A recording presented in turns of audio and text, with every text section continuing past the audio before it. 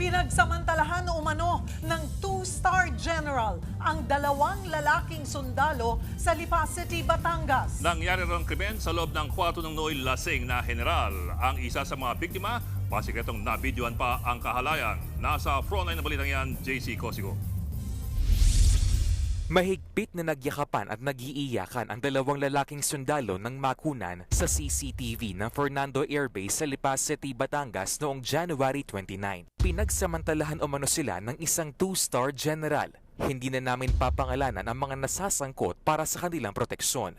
Bago niyan, nakita pa ang dalawang sundalo na inaalalayan ang lasing na general papunta sa kanyang quarters. Sa bahagi ng investigation report habang nasa loob ng kwarto ay tinanong daw ng general ang dalawang sundalo kung gusto nilang matulog doon. Umuo raw sila noong una sa pag-aakalang nagbibiro lang ang general. Hanggang sa dito na nangyari ang umano'y pananamantala. Sinampahan na ang general na reklamong rape through sexual assault at attempted rape through sexual assault sa Lipa Prosecutor's Office.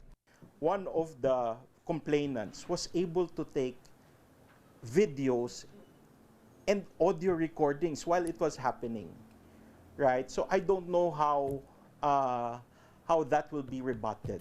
Itinanggi naman ng sangkot na general ang nangyari. Sa kanyang counter-affidavit, malalakas daw ang dalawang sundalo na kaya siyang i-overpower. Ayon sa AFP, inalis na sa pwesto ang general na naka-house arrest sa loob ng isang military camp. Yung pong ating accused will face trial under Articles of War 96.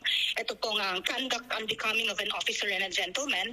And 97, conduct prejudicial to good order and military discipline. Wala pa raw natatanggap na reklamo ang Justice Department kaugnay sa sexual na pang-aabuso. Pero tiniyak nilang may mananagot oras na makarating na ito sa kanila. We will look at it in a way that in the end we will get justice for the people who were aggrieved. Siyempre, yung mga naapi dapat magkaroon ng hustisya.